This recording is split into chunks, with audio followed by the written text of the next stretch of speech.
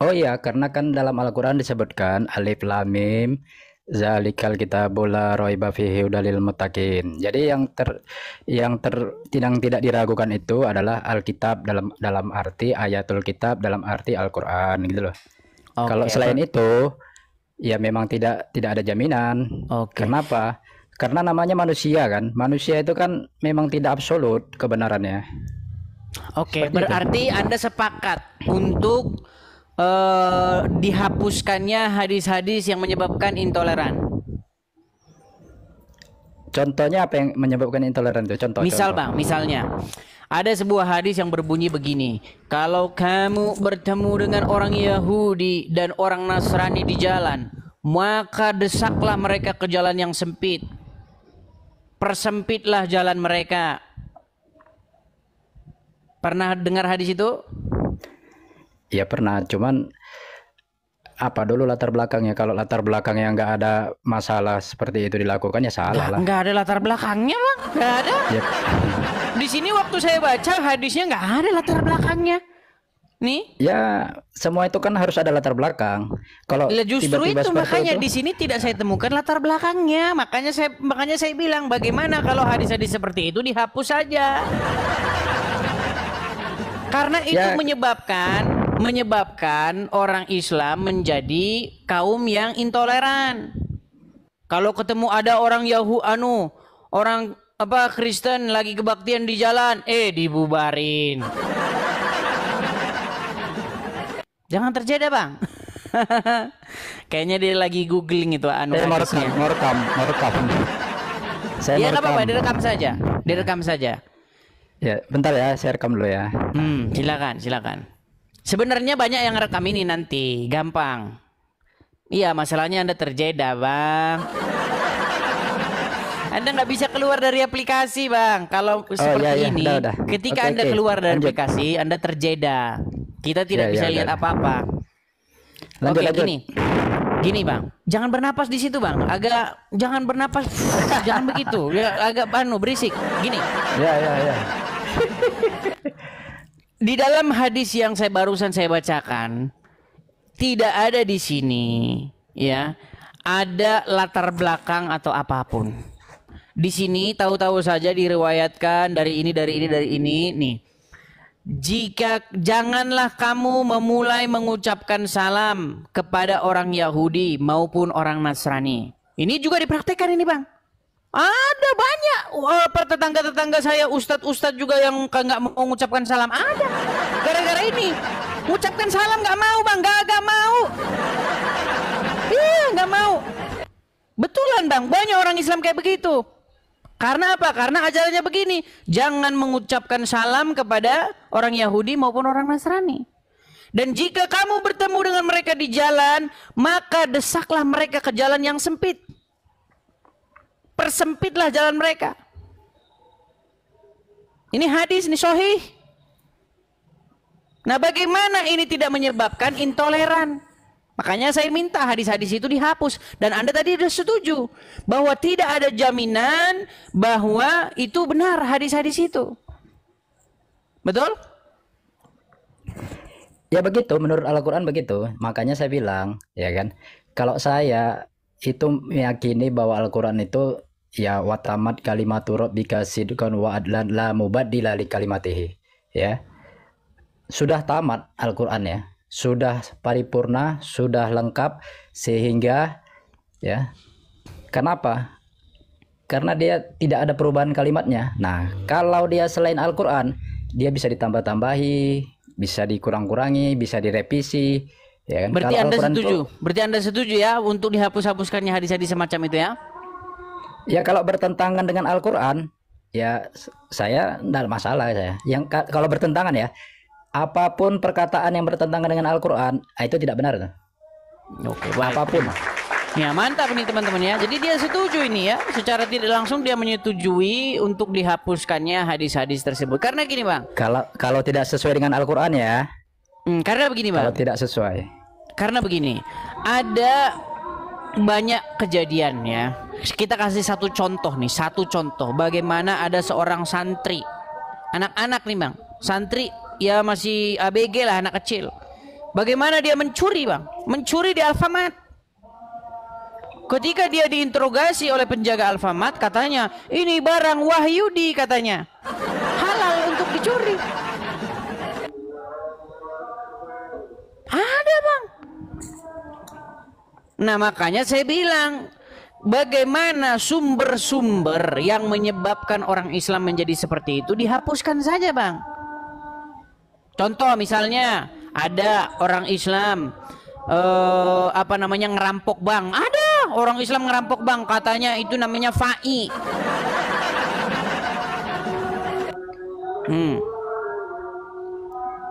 Terus misalnya di dalam hadis lagi dikatakan, dan janganlah makananmu dimakan kecuali orang-orang yang bertakwa. Artinya orang Islam nggak boleh berbagi makanan selain kepada sesama muslim, betul? Betul nggak?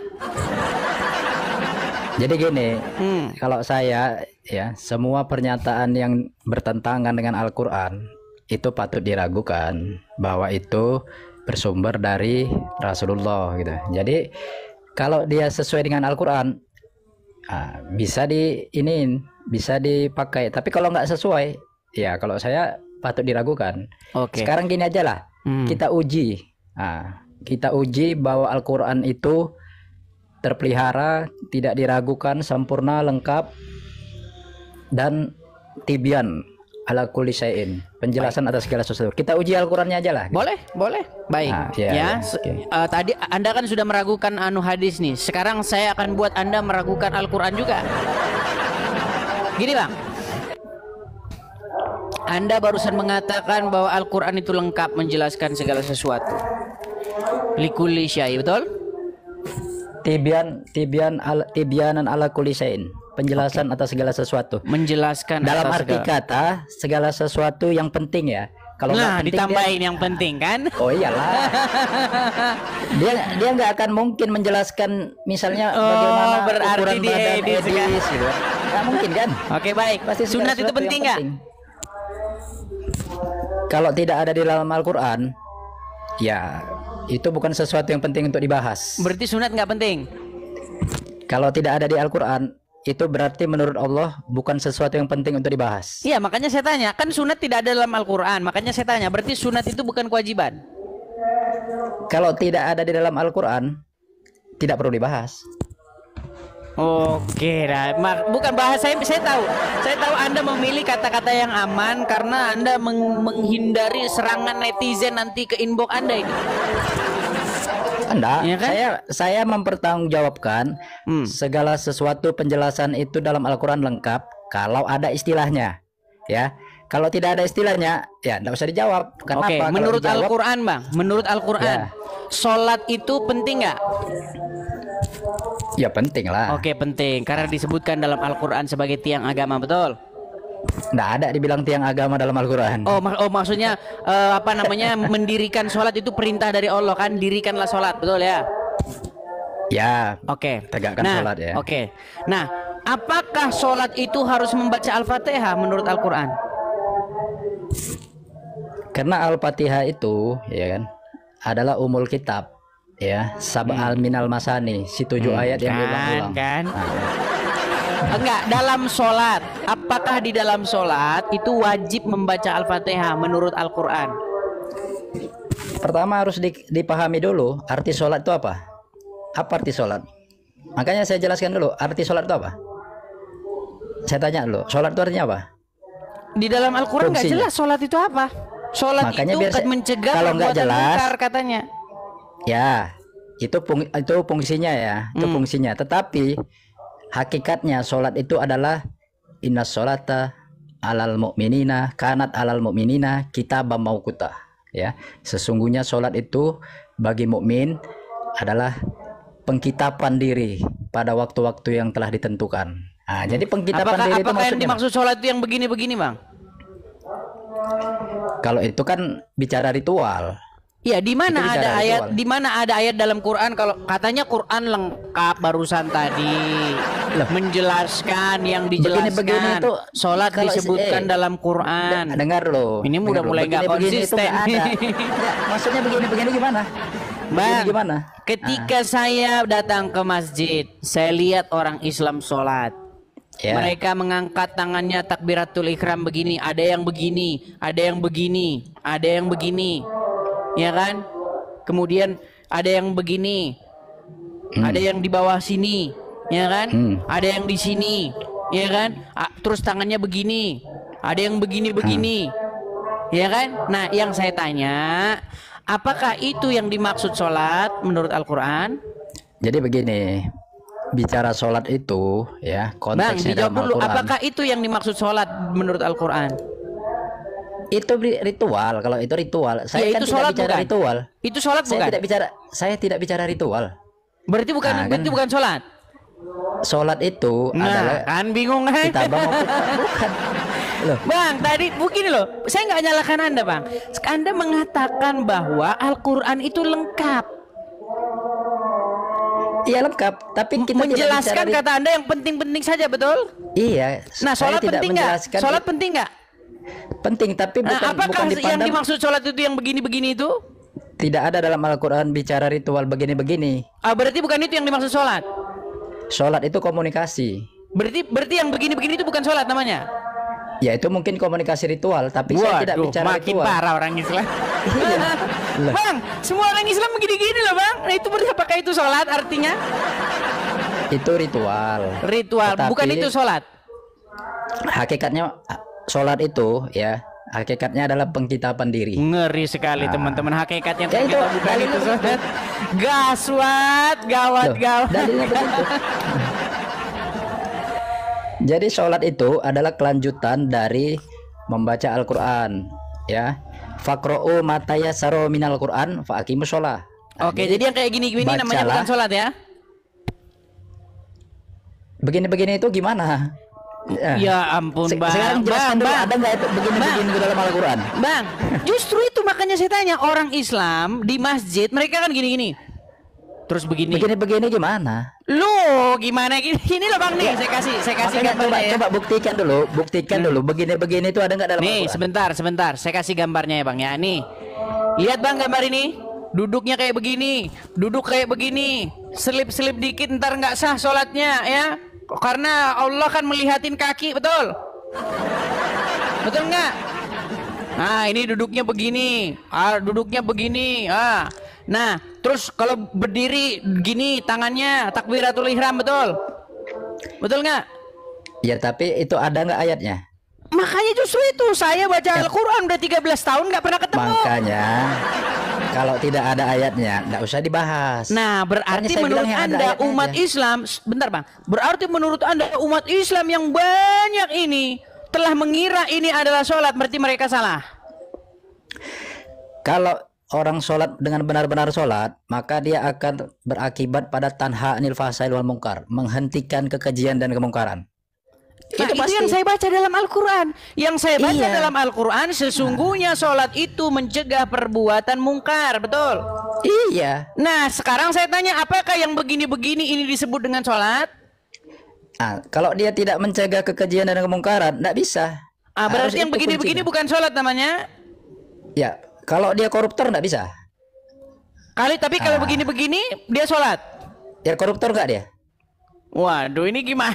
Loh, koruptor nggak bisa. Poinnya gini loh, kita nggak bicara dia korupsi atau enggak. Apakah ketika orang yang melakukan ritual gerakan-gerakan badan seperti yang dilakukan di gambar ini, apakah itu yang dimaksud dengan mengerjakan sholat? Kan kuncinya mencegah kekejian dan kemungkaran. Nah sekarang dia Berarti mencegah nggak? ini bukan ini yang dimaksud dengan sholat. Sekarang dia anarkis nggak? Melakukan maksiat nggak? Melakukan kriminal nggak? Kalau dia Nah, melakukan kriminal, nggak masuk. Bang, justru di dalam hadis dikatakan, jika kamu tidak berbuat dosa, maka Allah akan memusnahkan kamu. Saya kan bilang yang tidak diragukan itu hanyalah Al-Quran. Jadi kalau kalian bicara hadis, saya tidak tanggung jawab. Nah, Saya itulah bertanggung teman-teman jawab. ya. Oke, Karena jadi saya begini. meyakini Al-Quran. Baik Bang, saya hargai Bang. Gini Bang, sebenarnya Bang, saya itu ingin menyadarkan orang-orang Islam supaya berpikir seperti Anda. Kenapa? Anda ini sudah selangkah lebih sebentar. maju. Sebentar, gini. Bang. Gini, Sebentar, nggak bisa. Anda sudah berpikir bahwasanya Menurut hadis-hadis itu Al-Quran, diragukan, betul? Gini loh, menurut Al-Quran, innaka la tahdi man ahbabta walakinallaha yahdi mayasa. Sesungguhnya menurut Al-Quran ya, Anda tidak dapat membimbing atau memberi petunjuk orang yang Anda cintai, akan tetapi Allah lah yang membimbing orang yang mau bimbingan. Itu begitu. Jadi abang, berarti Anda setuju? Nah. Berarti Anda setuju bahwa hadis-hadis itu meragukan. Maksudnya yang dimaksud hadis itu bukan Al-Quran, tapi karangan Bukhari, karangan Ibnu Majah, karangan Sahih Muslim. Berarti itu meragukan. Dengar kataku ya. Selain Al-Quran sebagai kitab Allah, selain Al-Quran, mau hadis perawi, mau Bible, itu tidak menjamin. Kenapa? Cuman Al-Quran yang menjamin la raiba fihi hudal lil muttaqin. Oke. Nah. Oke, satu poin sudah adil, saya terima. Adil ya? Adil enggak? Satu poin sudah saya terima, Bang. Tapi gini, Bang, tapi pernyataan Anda tentang Al-Quran juga pada akhirnya juga ya membuat menjadi bumerang. Contoh. Kalau Anda meragukan hadis-hadis, lalu bagaimana cara Anda sholat? Cara sholat. Nah, jadi gini.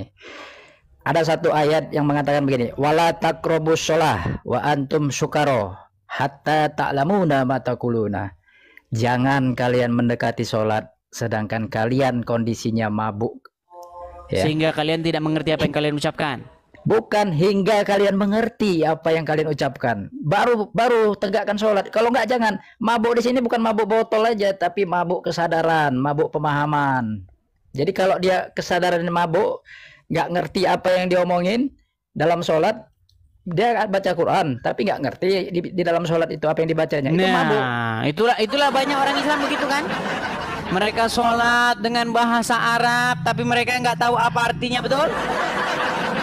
Makanya jangan salahkan Islam, Al-Quran, tetapi oknumnya lah salahkan. Oknum Kenapa? kok banyak amat, Bang?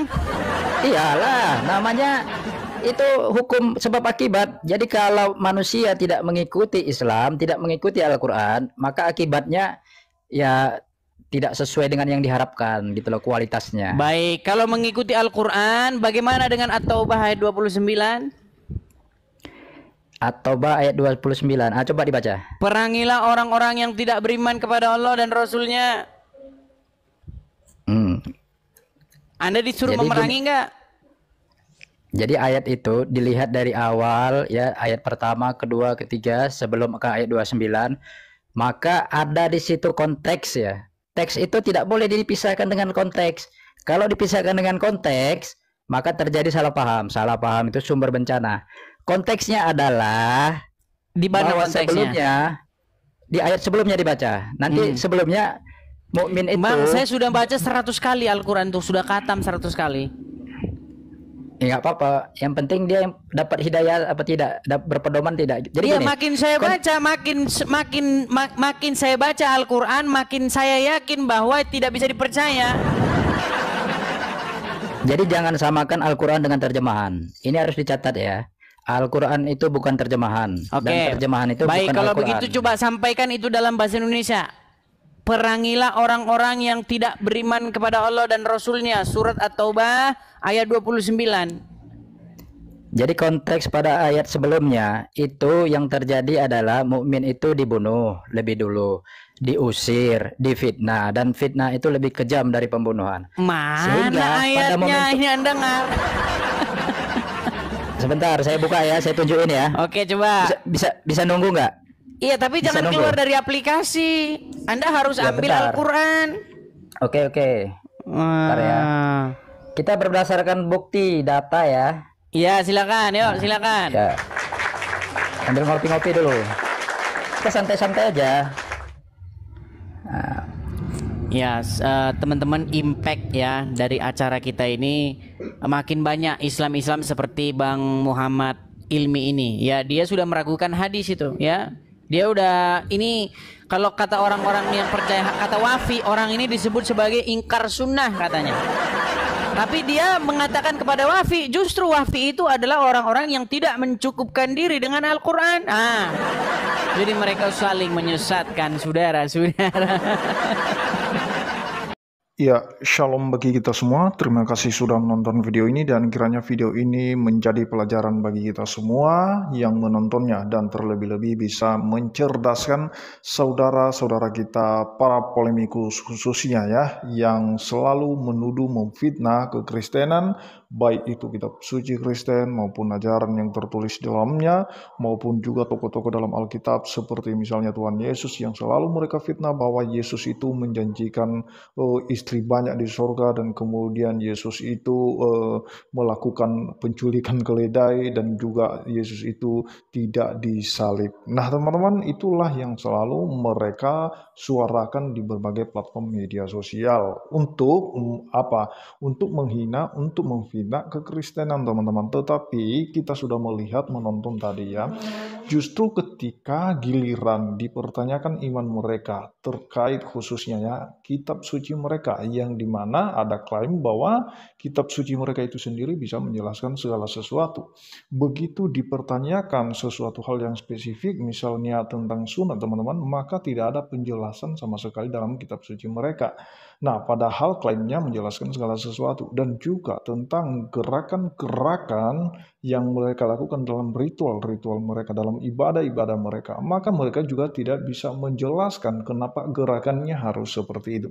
Nah, teman-teman, itulah sebabnya di situ tampil ya untuk mencerdaskan, karena selama ini banyak orang yang bertindak keras melakukan tindakan-tindakan intoleran karena seolah-olah mereka membela agama mereka, saking cintanya mencintai agama mereka sehingga mereka bertindak keras terhadap agama lain. Dan ini tidak semua, tetapi ini hanya oknum-oknum tertentu, hanya kelompok-kelompok tertentu teman-temannya yang melakukan tindakan-tindakan intoleran begitu. Dan ada kita tahu permintaan edisi itu yang dimana ya dia berkata bahwa jangan pakai kitab itu, kitab yang misalnya kitab rasul-rasul itu kan, dan kemudian juga lawan bicaranya tadi mendukung bahwa kalau itu hadis bertentangan dengan Al-Quran, ya sebenarnya itu tidak bisa dipakai. Itu perkataan mereka. Kita tidak menyimpulkan, tetapi dari pembicaraan mereka seperti itu teman-teman ya.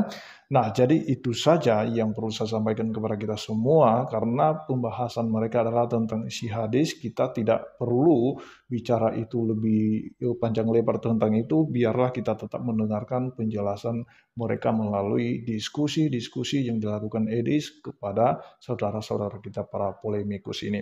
Terima kasih, itu saja yang perlu saya sampaikan. Tuhan Yesus memberkati kita semua. Shalom.